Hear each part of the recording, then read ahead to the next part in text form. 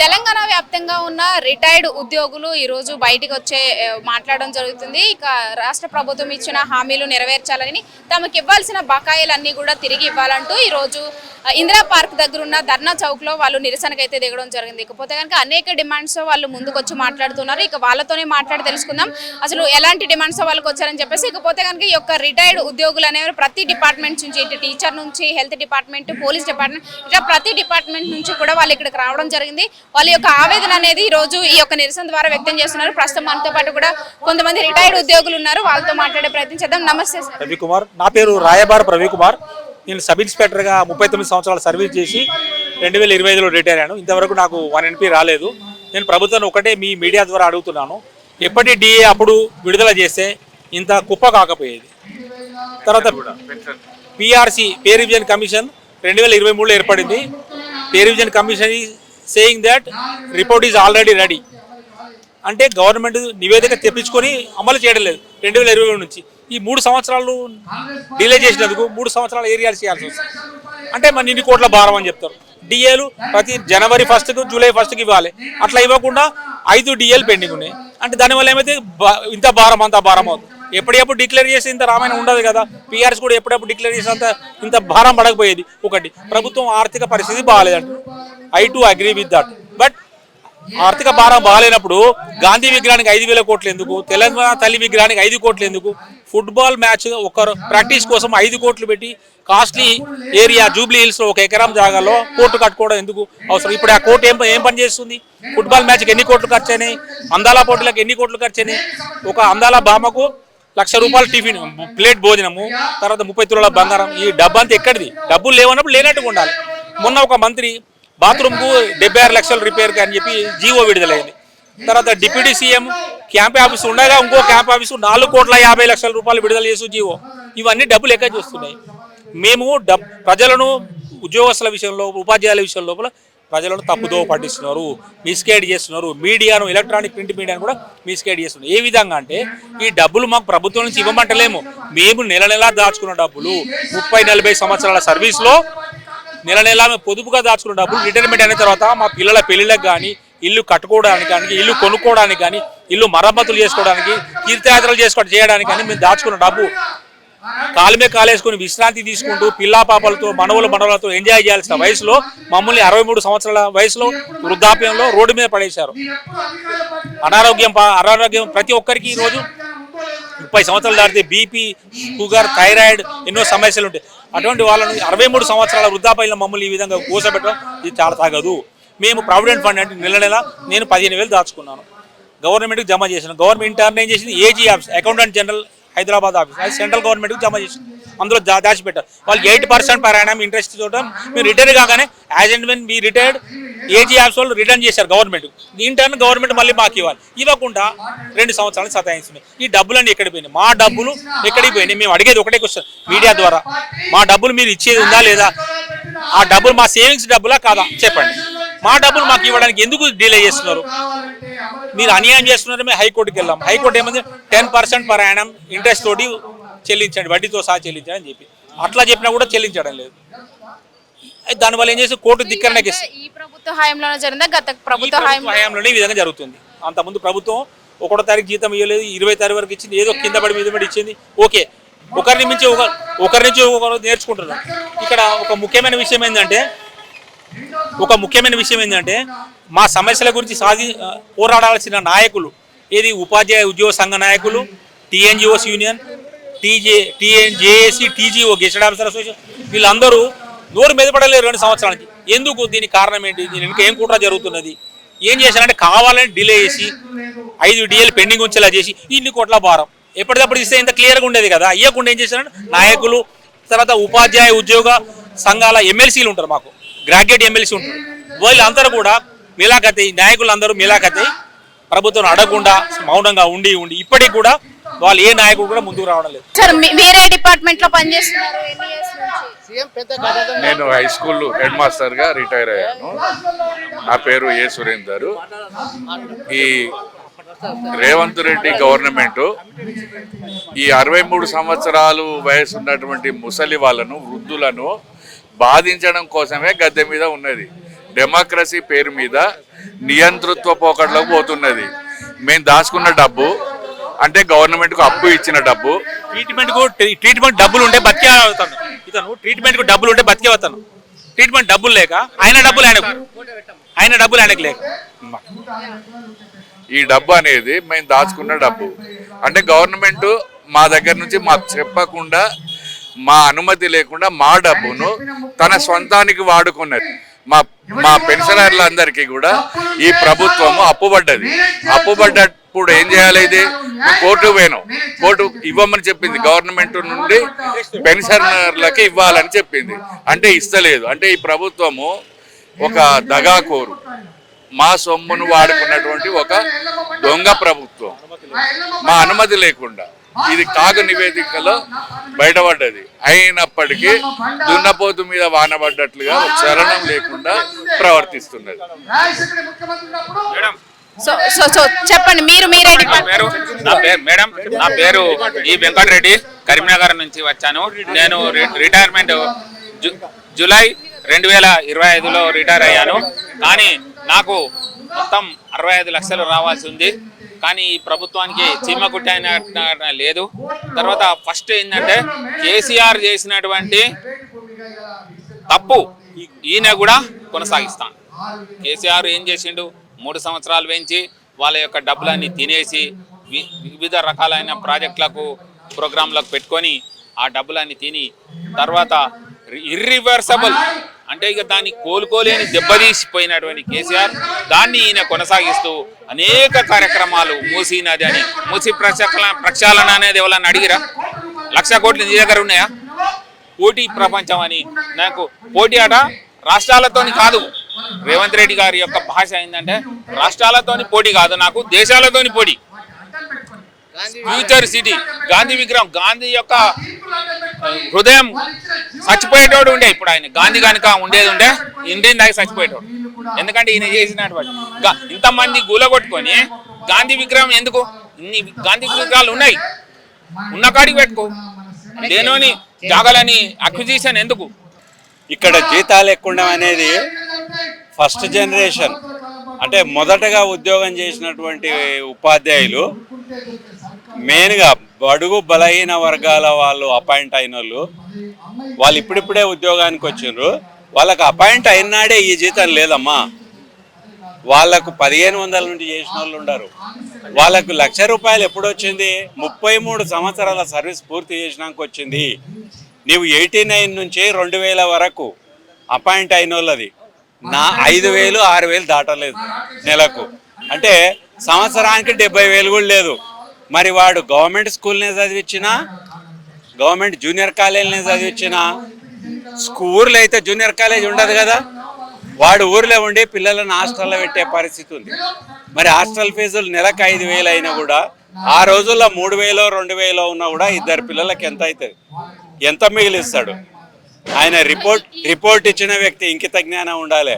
ఆయన అంటే ఐఏఎస్ బాగా దండుకున్నాడో ఏమో, ఆనరోరియం ఇట్లా తీసుకున్నాడో, ఐఏఎస్గా ఉండి గ్రూప్ 1గా ఉండి ఏమన్నా చేసిండో కానీ రిపోర్ట్ ఇచ్చే ముందు చాలా ఆలోచించి ఇవ్వాలి. జీతాలు ఎక్కువ ఉండడం అనేది చాలా దుర్మార్గమైన చర్య. ఆయన నార్మల్ రేంజ్ కన్నా ఎక్కువ ఉండమన్నాడు, చాలా తప్పు అది. ఏదో మొన్న టీఆర్ఎస్ కేసీఆర్ వచ్చినాక తెలంగాణ ఉద్యోగులు బాగా కొట్లాడినందుకు ఒక 43% ఇచ్చిండు. అప్పుడే కోలుకునే మూమెంట్లా రిటైర్డ్ అవుతున్నావు, మళ్ళీ ఈ దెబ్బతీసింది. విద్యాశాఖ ఇమ్మంటే రిపోర్ట్ అందులో టీచర్స్ మెన్షన్ చేసి వాళ్ళకి టెస్ట్ పెట్టాలి, వాళ్ళ యొక్క ప్రోగ్రెస్ ఎలా ఉందో చెక్ చేయాలి 5 సంవత్సరాలకు అని చెప్పేసి టీచర్స్ మాత్రమే మెన్షన్ చేయడం పైన టెస్ట్ పెడితే పెట్టు, టెస్ట్ పెడితే మేము బోధించింది ఏంది బోధిస్తావో అదే పెట్టు. నువ్వు దేశం మొత్తం తెచ్చి దాంట్లో టెస్ట్ పెడితే నేను ఒక వ్యక్తిని, నేను ఫిజిక్స్ చెప్తున్నా, నా ఫిజిక్స్ పరంగా 6 నుండి 10 తరగతి వరకు నేను ఏమేమి అబిలిటీస్ పిల్లలు పెంపొందించినా, నేను కరెక్ట్ పెంపొందించినా లేదా దాని విన్నే టెస్ట్ పెట్టు. నువ్వు సైకాలజీ ఫిజిక్స్ ప్రపంచాన్ని తెచ్చి పెడితే కుదరదు. అన్నీ మా ఒక్కరికే కాదు అందరికీ పెట్టాలి. అది మంచిదే, నువ్వు పెట్టు, కానీ మేము ఏం బోధిస్తే దాన్నే పెట్టు. ఎట్టి పరిస్థితుల్లో ఈ ప్రభుత్వాన్ని చేత కాకపోతే ఇంట్లో కూర్చుంటే చాలా మంచిగా ఎవరన్నా ప్రభుత్వాన్ని నెలకొల్పుతారు. కాబట్టి ఆయనకు చేత కాక ఇవన్నీ సమస్యలన్నీ కార్మికులు కావచ్చు, ఉపాధ్యాయులు కావచ్చు, అందరూ ఏది పేదవాళ్ళు ఇల్లు కట్టుకున్నా కాబట్టి దయచేసి రేవంత్ రెడ్డి గారు నీకు చేత కాకపోతే ఇంట్లో మంచిగా కూర్చో, హాయిగా మీ అన్నదమ్ములు మీరంతా ఏక్ సంపాదించుకున్నారు, ఎక్కడ వచ్చి తిరగబడే కాలం వస్తుంది. కాబట్టి ఖచ్చితంగా నేను తిరగబట్టి ఎంబడించే పరిస్థితి వస్తుంది. కాబట్టి గురువులని పూజించబోయి గురువులనే తోకనామం పెడుతున్నావు. ఎంత మొత్తుకుంటే ఎంతో మంది చనిపోయారు. ఆ చనిపోయిన ప్రభుత్వ హత్యలు కావా? ఆయన కళ్ళ కనబోయా? చూడడా? పేపర్ చూడరా? మీడియా వాళ్ళు ఒకసారి సెక్రటరీలో పోయి అడిగితే ఒక్కరన్నా మాట్లాడతలేరు. బట్టి విక్రమార్క ఇటు అంతే, బట్టి బుట్టిలాగా చేస్తున్నాడు, అంత బుట్టి నింపుకుంటున్నాడు అమౌంట్ అంతా తీసుకొని. నేను ఒకసారి ఒక లీడర్ని అడిగితే 10% ఇస్తే నీ బిల్ పాస్ అవుతుంది అన్నాడు. ఇది సమంజసమేనా? ఇది ఒక గురువుగా నేనేమన్నా ఎట్టి పరిస్థితుల్లో పర్సెంటేజ్ ఇవ్వను, అది వచ్చినప్పుడే నేను తీసుకుంటానని ఆగాను. ఈ రోజు ఇక్కడ వచ్చాను. ఇట్లా 4-5 ధర్నాలకు రావడం జరిగింది. మా పిల్లలు పెద్దగా ఉన్నారు, వాళ్ళకి ఏమి ఇవ్వలేకపోతున్నాం. ఇల్లు కట్టిన ఈఎంఐ లేవు. మరి చాలా పరిస్థితి అధ్వానంగా ఉన్నది. మేము ఇప్పుడు షుగర్ వచ్చి కింద పడిపోతాం. టైంకి సొల్యూషన్ ఎలా దొరుకుతుంది అనిపిస్తుంది? ఇప్పటికే ఇది 3వ సారి అంటున్నారు కాబట్టి సొల్యూషన్ ఏం లేదు, తన్నితేనే వస్తాయి. ఇక నేను ఉన్న మాట చెప్తున్నా, అంత కోపం వస్తుంది, మా ఆవేశం. ఎట్లయినా వచ్చేటోళ్ళమే. కాబట్టి ఆలోచించాలి. వాళ్ళ ఈ ఎంత ఎంత ఆవేదన ఉంది మాకు. నిన్న కాక మొన్న హాస్పిటల్లో ఉండి ఆయన ప్రాధాయపడితే ఆయనకు డబ్బులు వేయచ్చు కదా, అది పద్ధతి కాదా? ప్రాసెస్ ఫండమెంటల్ కాదా? మరి ఏ విధంగా చేస్తున్నాడు, ఏం పరిపాలన చేస్తున్నాడు? రాహుల్ గాంధీ మెప్పు కొరకు 1000 కోట్లు కావాలంట ఆయనకు. ఆ గాంధీ విగ్రహం పెట్టడానికి 1000 కోట్లు ఏం అవసరం చెప్పు? అరే ప్రజలకు బీద వాళ్ళని ఆదుకో, వాళ్ళకి ఇల్లు కట్టి వాళ్ళకి లేని సమస్యలు తీర్చు. మా ఉద్యోగాల మీద ఏమున్నది చెప్పు? మేము ఇన్ని సంవత్సరాలు వాళ్ళని పిల్లలకు బోధన చేయలేమా? ఆకులు మరి వేస్ట్ గాడు వాడు. నేను వాడు చెప్తున్నా, అలాంటి వాళ్ళని తీసుకోవద్దు. ముఖ్యం రేవంత్ రెడ్డి గారు వాడు పెద్ద గజ దొంగ. ఆకులు మురి అనేట ఆయన పెద్ద గజ దొంగ ఉన్నమాట చెప్తున్నా. ఎందుకంటే ఆయన ఒక పద్ధతిలో లేడు. ఆయన ప్రపంచ మేధావి అనుకున్నాడు, కానీ మేధావి కాదు, ఏం కాదు. అంత విద్యా వ్యవస్థలో ఎంతో మంది ఉన్నారు, ఎక్కడికి వెళ్ళి వచ్చిండ్రు అనే విషయాన్ని కూడా గమనించాలి. గమనించకుండా జీతాలు ఎక్కువైనంటే ఏంది అది మాటలైనది? ఎంత మనోవేదన అయితే చెప్పండి. కాబట్టి ఇప్పుడు ఒక లేబర్ రోజు కూలి వచ్చే 1000 రూపాయలు తీసుకుంటున్నాడు. అలాంటి వాళ్ళకు 30,000 వస్తుంది. ఒక టీచర్కు 1,00,000 రూపాయలు రావడం వల్ల నష్టం ఏమున్నది ఆయనకు? ఆ విధంగా మాట్లాడడం చాలా తప్పు. ఆయన 4 లక్షలు తీసుకుంటున్నాడు. వాళ్ళ గన్మెన్లు ఇవన్నీ అవసరం ఆయనకు? ఆఫీసర్లకు ఐఏఎస్ ఆఫీసర్ వాళ్ళకిట టెస్ట్ పెట్టాలి. వాళ్ళకిట ప్రతి ఒక్క డిపార్ట్మెంట్లో టెస్ట్. వాళ్ళు ఓన్లీ టీచర్లకే ఇవన్నీ స్కూల్ లోపల వాళ్ళకు అటెండెన్స్ అవి అన్నీ ఎట్లా ఇస్తున్నారో ఈ విధంగా ఈ మిగతా వాళ్ళకి ఈ రోజు ఎంఆర్ఓ ఎండిఓ ఆఫీసు ఆర్డీఓ కలెక్టరేట్లో ఇట ఒక పిటిషన్ ఇస్తే ఇట దాని మీద పరిష్కారం దొరకదు. ఏం లాభం చెప్పు? కాబట్టి అంతా తిరగబడే రోజు వస్తుంది. కాబట్టి దయచేసి ఎంబడే మాకు ఈ పార్లమెంట్లో అందరికీ ఇచ్చేస్తే ప్రశాంతంగా ఉంటాం. గవర్నమెంట్కి మేమంతా మద్దతు చేసి ఓట్లు వేయించినాం. ఆ కేసీఆర్ ఈ విధంగా చేసిన ఉద్దేశంతోన ఎగబడి మేము ఓట్లు వేసినాం. అరే ఈ ప్రభుత్వం వస్తే ఈ రేవంత్ రెడ్డి మంచివాడు కదా అని అనుకుంటే ఆయన మంచితనం అనేది మంటగడిచిపోతుంది. కాబట్టి దయచేసి ఆయనకు మరి ప్రాధాన్యపడుతూ అందరి రిటైర్డ్ అయిన ఉద్యోగులందరి పెన్షన్స్ అందరి ఇస్తే చాలా బాగుంది. దేశంలో ఉన్నటువంటి 31 రాష్ట్రాలలో లేని పరిస్థితి ఈ రాష్ట్రంలోనే ఎందుకున్నది? ప్రతి ఒక్క రాష్ట్రంలో రిటైర్ అయిన తర్వాత వెంటనే డబ్బులు ఇచ్చి మంచిగా గౌరవం పంపిస్తారు. ఈవెన్ కేంద్ర ప్రభుత్వ ఉద్యోగులందరికీ కూడా డబ్బులు ఇస్తున్నాడు నరేంద్ర మోడీ. బీజేపీ మద్దతుని ఏ విధంగా చూస్తున్నారు? దీని ద్వారా సొల్యూషన్ మీకు దొరుకుతుందని చెప్పేసి అనిపిస్తుంది. అవునండి, మాకు ఎందుకంటే మేము వాళ్ళు ఇది ప్రతిపక్ష ప్రభుత్వం కాబట్టి, ప్రతిపక్ష పార్టీ కాబట్టి మేము వాళ్ళ మద్దతు కోరుతాం. మాకు ఏ పార్టీ మాకు ఎవరు మద్దతు ఇచ్చినా మేము మా యొక్క సమస్యల గురించి మేము వాళ్ళ దగ్గరికి వెళ్తాం. మాకు ఈ విధంగా దాపురిస్తుందని మేము అనుకోలే.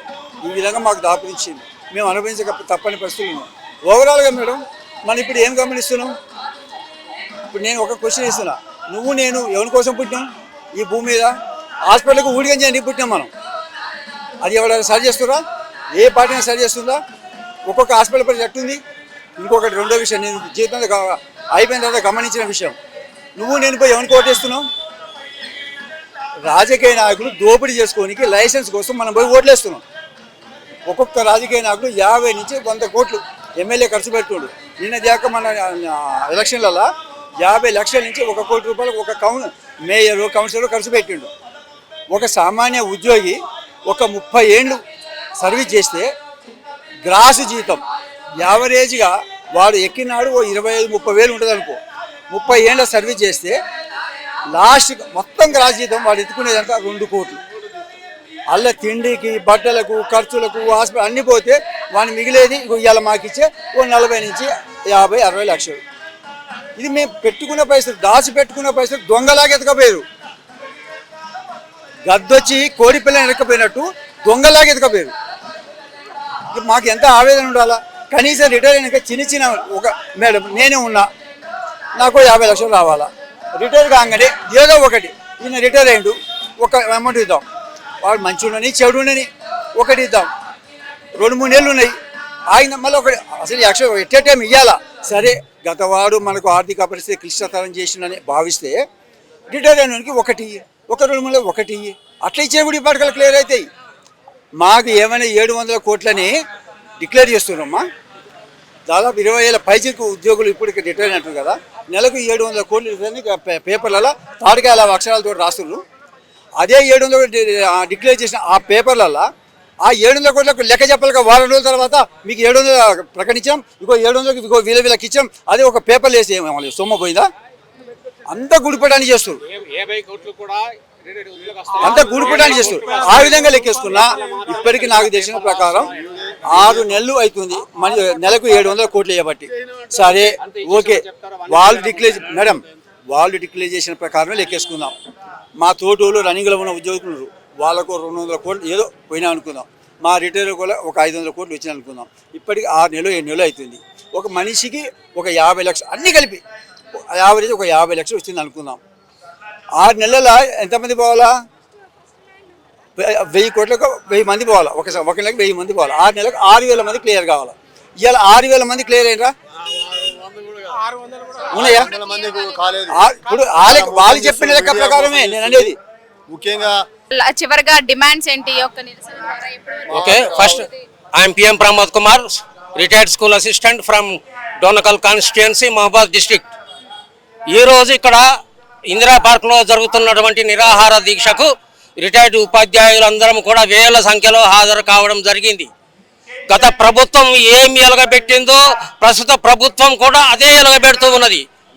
ఆ రిటైర్డ్ ఉద్యోగులను ఏ మాత్రం లెక్క చేయకుండా హింసిస్తూ ఉన్నది.